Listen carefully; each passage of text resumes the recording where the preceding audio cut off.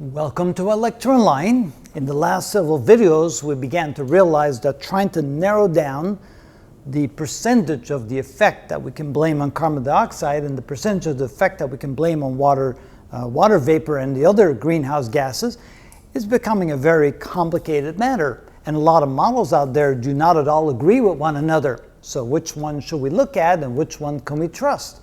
Can we trust any of them? Are any of them correct? And it turns out it's a very difficult process.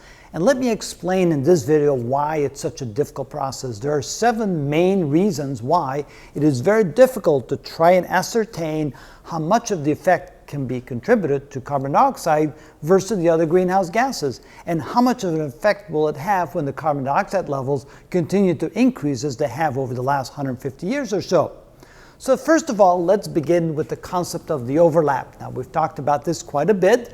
We know that the main band that carbon dioxide can absorb, which is centered around the 15 micrometer wavelength of radiation coming from the Earth, typically the band from about 13 to 17 micrometers, well, that's primarily overlapped with water vapor, and only a small percentage of the radiation would have been able to get off to space if it wasn't for the carbon dioxide, because most of it would have been held back by the existing water vapor. So because of that overlap, how much can we contribute to the carbon dioxide and how much can we contribute to the water vapor? It's actually quite a complicated question.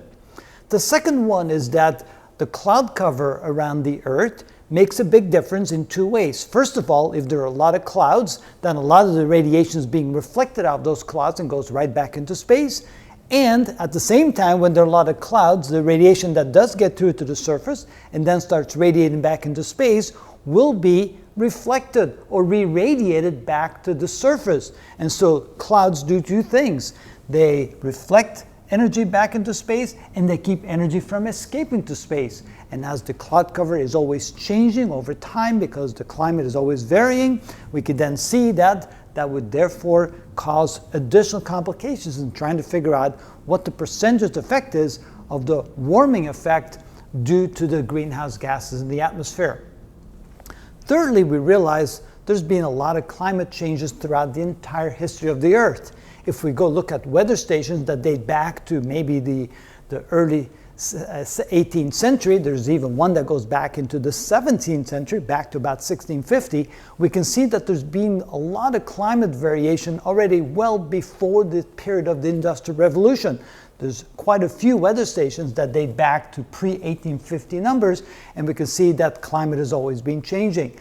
So how do we contribute what's currently happening to what's happening in the atmosphere? Changes in the concentration of water vapor, changes in the concentration of carbon dioxide, which are the 2 main drivers, and how much of that reflects then back in change in the climate, and how much of that the climate change would have happened regardless of the changes of the gases in the atmosphere. Again, another complication we need to deal with. Fourth, a big part of the way the climate changes is by the way huge air masses are being driven around the surface of the Earth. We have 4 main jet streams. Here I have just drawn one of them. But because of that, air masses, cold and warm air masses, move around carrying enormous amount of energy around different parts of the world. And because of that, the climate again will change and be affected by it. So to be able to differentiate between what's happening by the movement of the huge air masses and the jet streams versus what's happening in the greenhouse gases, again, that is a complication we need to overcome. Fifthly, we have, of course, our main source of energy on the Earth is the sun. And the sun isn't a constant, isn't an object that puts out a constant amount of energy. The amount of energy and radiation that we get from the sun is constantly changing. And also it goes through solar cycles and various amounts of solar activity during those cycles. Sometimes we have quiet cycles, sometimes we have quite noisy cycles, as we could call them. We have large prominences and outbursts and ejection of material, and that affects the climate on the Earth to an extent that we don't fully understand yet. And again, the relationship between that and what happens in the greenhouse gases is something we need to overcome as well. Then we have a very complicated system here where the assumption is that increases in carbon dioxide is going to increase the temperature. That's a good assumption. The question is how much? That's the hard part of it all. And then we assume that increases in temperature should increase the water vapor content of the atmosphere. Again, that's a good assumption, but is that really going on? Do we have empirical data showing that that's the case? And then how does that feed back? Additional water vapor would cause additional warming, and therefore does a change here cause a change in this process? That's what we call the feedback mechanism. So can we blame the increase of activity with the water vapor on the increase in carbon dioxide, and how much of that is overlapping, and how much is that cause versus effect, or effect versus cause? Again, a very complicated system that must be included in our models.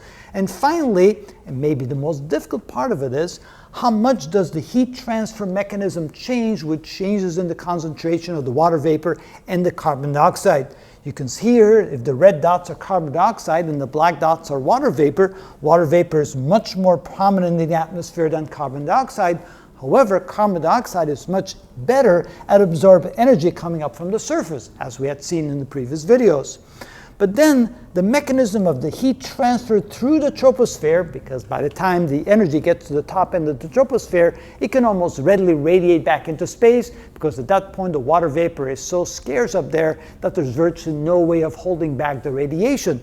But the time that it takes for the radiation to go from the lower troposphere to the top of the troposphere, by constantly bouncing back and forth between the molecules and the molecules colliding with each other, we're not quite sure how an increase in the carbon dioxide actually changes the rate at which the energy transfers through the atmosphere.